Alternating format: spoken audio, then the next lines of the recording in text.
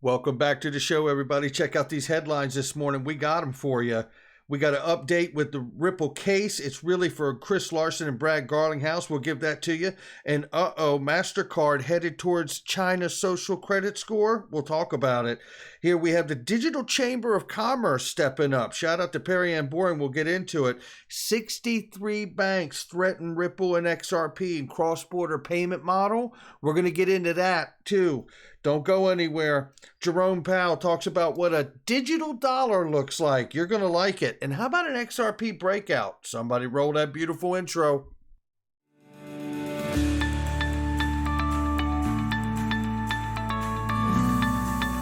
Digital Perspectives with Brad Kimes. Come on in.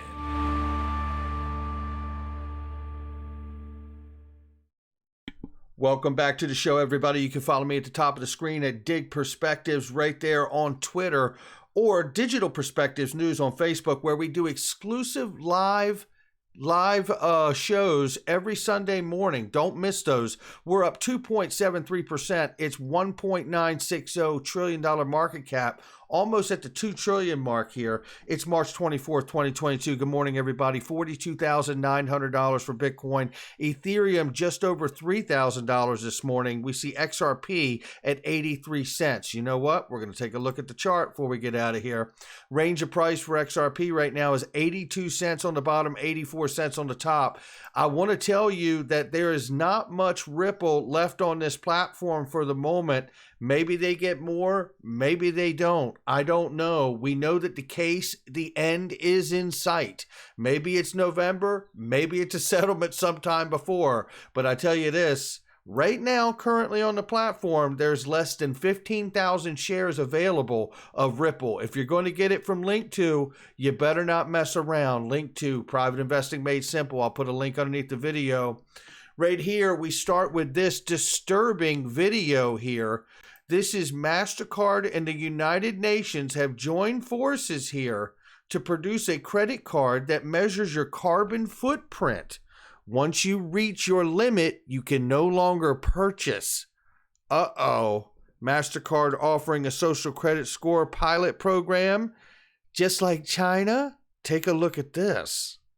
Mastercard and the United Nations are joining forces to monitor the carbon effect of your credit card purchases. And then you'll hit your carbon max and it'll stop working. Hey, of course it's voluntary for now.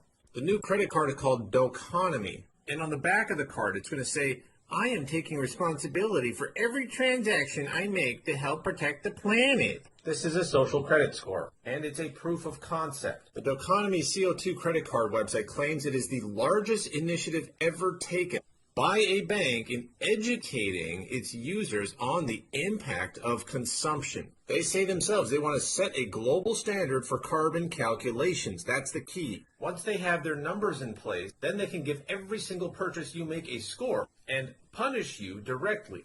This is what China does. And of course, this will only be enforced on you and me and any businesses that don't go along with their scheme. And banks are going to enforce it. I tell you, that is absolutely disturbing to me. And maybe we all need to start a call to action campaign for Mastercard to ditch this program. I mean, this is really getting pretty strange, to be honest with you. Now, let's move forward here, because we got to get over this information. Now, some of this we covered yesterday, but there was a lot that happened late yesterday and early evening. So let me go ahead and run through this very quickly to get everybody up to speed. For those of you that are well aware, look, there are almost 1,000 people joining the channel every week. So let's remember that there's somebody new coming in every day too. Very quickly here from Jim Filan. The SEC request for an extension of time was granted in the text-only order, which we already knew, right? So it says here, the position on whether any additional discovery required within a week of the filing of any individual defendants. Answers: the parties are directed to meet and confer as to a briefing schedule for summary judgment motions. The parties shall submit a joint proposed schedule for the court's approval no later than 1 week after the SEC submission. So it appears that the individual defendant's answer is due April 8, 2022. The SEC's position on additional discovery discovery is due by April 15th, 2022, and the joint proposed scheduling order is due by April 22nd, 2022. He goes on to say here, the filing of the individual defendant's answer is the triggering event here. When the answer is filed, even if before April 8th, the date the answer is filed starts the 2-week clock running for the filing of the SEC position on discovery and the joint proposed scheduling order. So now let's move to this right here where Jeremy Hogan kind of responds to that and says that what I like about this order is Judge Netburn ties the deadlines to how quickly Garlinghouse and Larson file their answers. The sooner they are filed, the sooner the 1-week clock starts. Also, she ordered a summary judgment briefing schedule, which hadn't been ordered previously. So there's motion here. He's also asked here, is there a flip side to this? Is there something you don't like, Jeremy? He says, just in general, Judge Netburn is very chill as far as pushing the case along quickly. So you have that. And then here he says the parties are supposed to lay out a time frame for summary judgment briefs to be filed and finalized. Once those briefs are submitted, the case could be decided in theory at any time. So there you have that. Why can't we get a ruling on the 63 emails? Jeremy Hogan says it's coming. So pay attention, head on a swivel out here. And this very quickly here, the individual defendants have filed a motion for extension of time until April 8th to file their answers to the SEC's first amended complaint. Jim says here, the SEC and individual defendants discuss an April 8th deadline for filing the answers, and the SEC noted that in its motion, but nothing was filed officially asking to set that date. So procedurally, this cleans that up, but nothing prevents the filing the answer sooner, just as Jeremy Hogan said, right? So he also goes on to say, I wouldn't be surprised if we see the answers before April 8th. So keep a lookout for that, as well as the ruling on the emails here. Now, outside of that, we know that John Deaton has had amicus curiae granted to him, and he has been a part of this case here. He's not been really exercised by the judge for too much information at this point, but he's in it.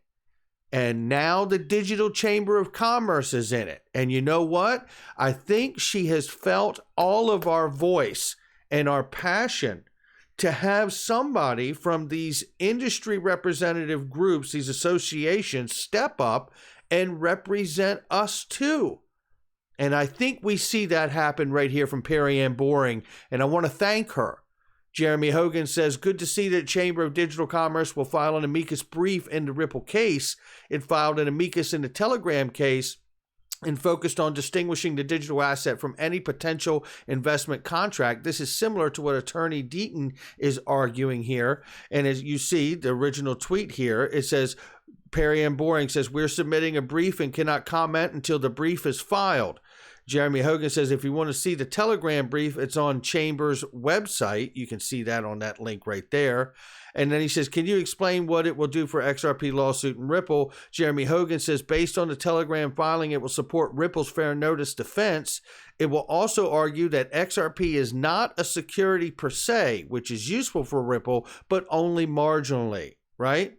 So there you go. So he's, I tell you, this is pretty interesting stuff that's happening here. And again, shout out to Perry Ann Boring. And it was also shared by Matt CR here, who shows an old post from October 2020, where Perry Ann Boring puts a post here, and it was sharing the article that was written by Chris Giancarlo, where he took the Howey test and measured XRP against it and shattered the Howey test and the idea that XRP was a security by saying XRP is not a security. Chris Giancarlo being the former CFTC chairman and now head of the Digital Dollar Project. Full disclosure, he is a lawyer for Wilkie Barr, Wilkie Barr is also a legal representation for Ripple. So full disclosure there, but that is the truth. So we'll see how this all takes shape here. It is very good to see the Digital Chamber of Commerce coming for amicus brief in the Ripple case. Thank you to Perry Ann Boring. Now, let's switch gears here because this is where we're going here. The big piece of news that came in over the evening last night was the BIS Innovation Hub, a company owned by 63 central banks representing countries that make up 95% of global GDP, is creating a platform for international payments that would directly compete with Ripple.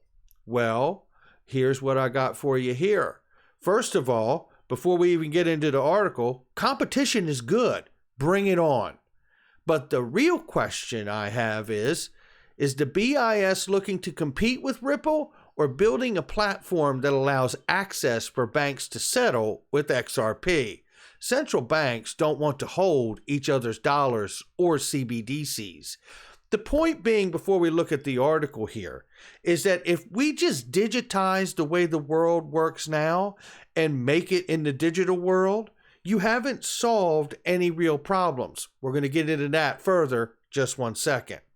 Looking at this article here, it goes through and tells us all of these things, right? It says here, the launch of Project Dunbar comes after recent news that Ripple partners making progress on SWIFT replacement systems and RippleNet being listed as a SWIFT competitor by an Arab Monetary Fund group here. It goes on to say in a press release, BIS announced that the central banks of Australia, Malaysia, Singapore, and South Africa were developing a shared platform that could enable international settlements using digital currencies. The aim of the project is to facilitate direct use, it says, of cross-border transactions between financial institutions in different currencies in a cheap and efficient manner. Project Dunbar, much like Ripple, aims to replace the old, slow, and expensive correspondent banking model of the international transactions that is reliant upon financial institutions holding foreign currencies and often requires single payments to pass through multiple institutions before it is settled.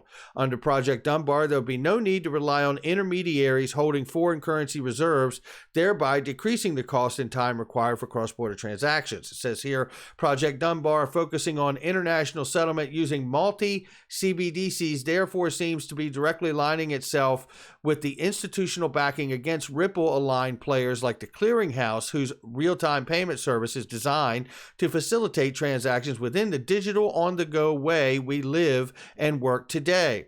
Multi-prototypes are ready. The BIS said they have successfully developed 2 prototypes for their common international settlement platform, Corda being one and Partior being the other. So now, let's understand this, okay? This is an example of the demo from R3 doing exactly that, making cross-border transactions in Project Dunbar. Take a look at this very quickly here. Hey everyone, my name is Austin Appleby. I do digital currency product strategy at R3, and I want to open this demo by saying we are incredibly excited to be part of Project Dunbar. Project Dunbar is a BIS-led cross-border payments initiative using central bank digital currencies on a single platform with participation from the Reserve Bank of Australia, Bank Negara Malaysia, Monetary Authority of Singapore, and the South African Reserve Bank. Now let's explore how we can achieve this using R3's sandbox for digital currencies. Now in the sandbox, we see 4 central banks operated by the RBA, SARB, MAS, and BNM. In each of these jurisdictions, we have an additional 2 commercial banks. Here we're looking at Bank 1 in Singapore and Bank 2 in Malaysia. Now this Malaysian commercial bank is holding 10 million digital Malaysian ringgits, and our Bank 1 in Singapore is holding 10 million Singaporean dollars and 10 million digital Australian dollars. So what we're going to do is initiate a transaction between Bank 1 in Singapore and Bank 2 in Malaysia in digital Australian dollars. Now what we're going to need to do then is bring in sponsoring banks in Australia to provide oversight for the cross-border transaction happening here. Now keep in mind, these sponsor banks cannot initiate or receive cross-border transactions on the behalf of the sender and receiver. So let's get started here. We'll select our digital Australian dollar. We'll select our participant here, as I mentioned, Bank 2 in Malaysia. And we'll begin our sponsor bank selecting process. So here we'll select Bank 1 as the sending sponsor bank. And we'll select Bank 2 in Australia for the receiving sponsor bank. Next, we'll select our exchange rate. We're going to keep this in digital Australian dollars. However, if we were to say transfer it to ringgits and bring in an FX leg of this transaction, we can see there's actually an Oracle node on the network that's bringing in real-time market data and providing us with a live FX rate. But we're going to go back to our digital Australian dollars and continue with that 1-to-1. Next, we'll enter an amount. Here, we'll select, say, 1 million. And we'll send that transfer right through. Looks like it was successful, and it looks like our treasury is updated appropriately. Jumping back into Bank 2 in Malaysia, we'll also see the counter of that in $1 million digital Australian dollars in our new treasury. So that's an example of a cross-border transaction. Thank you and have a wonderful day. Hey everyone, my name's Austin Apple. Very quickly here, I just want to show you, so we're very clear on this, right? Powered by Corda. That's what we're talking about here. Now let me go ahead and bring this home for everybody, right, who's freaking out right now. This is a diagram that I want to share with you right now from Extreme Rich People. Shout out to him on Twitter. Give him a follow. This diagram really says it the way we've been pounding the ground here. Corda was just used. Well, look at the lineup of what's used in here. Company A, Company B, Notary, FX Oracle, Settlement Oracle. Uh-oh. XRP Network, right? This appears to me to be exactly what we've seen I've certainly seen over the last 5 years in this space.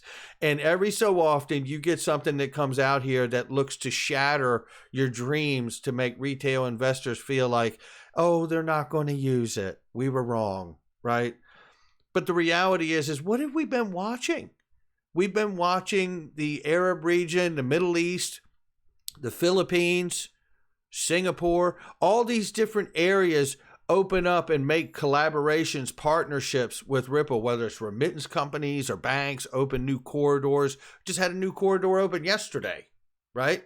So when you see all of this, understand that even in the early days of the development of the Corda platform and the Corda settler, which allows you to use digital assets to settle, if you've uploaded onto the Corda platform as a customer and a client, then you know that this is certainly an option and it's staring us right there in the face. So for me, this is fun, not financial advice. Everybody's got to make up their own mind where they're at, their risk exposure, right? And all of that business. But I feel very good with where I am here, and I'm not selling a used car. So now let's get into this because there's more to look at here. And I think JV sums this up, and you should follow JV the Great here. He is great. So other payment solutions entities like R3, for example, outside of Ripple can buy XRP, then implement their own software that utilizes XRP. And I said, yes, sir. Anders L says, yes, Corda Settler is one.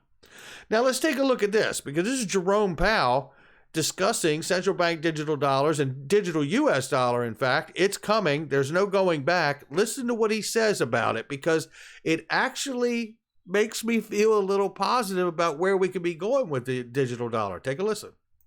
To ensure users' privacy. So we're researching technological and policy options for a robust privacy framework. At the same time, a CBDC would need to be identity verifiable in order to prevent money laundering, terrorist financing, and other illicit activity, just as banks and other financial institutions currently comply with such rules. We also foresee a CBDC in the United States being intermediated so that it can leverage the private sector's ability to innovate as well as the private sector's existing privacy, identity management, and AML frameworks. That's a big deal right there, ladies and gentlemen. And he's actually calling on the idea that we use a private company to intermediate the development and the issuance of a digital dollar to keep the innovation straight because they know that they're not innovators at the Fed, and to keep the identity and privacy controls in line too. An intermediated CBDC would also lessen financial stability risks that could arise from disintermediation of private sector providers, where financial services also provided by the government. Fourth and finally, a CBDC would need to be able to serve as a widely accessible means of payment for all transactions, meaning it would need to be seamlessly transferable and between customers of different intermediaries. In any case, digital innovation in the financial sector is here to stay, and we are clearly only at the beginning of this journey. Thanks. Absolutely. Thank you. And finally, something I think we can all agree is in the right direction coming from Jerome Powell. That's odd to say out loud.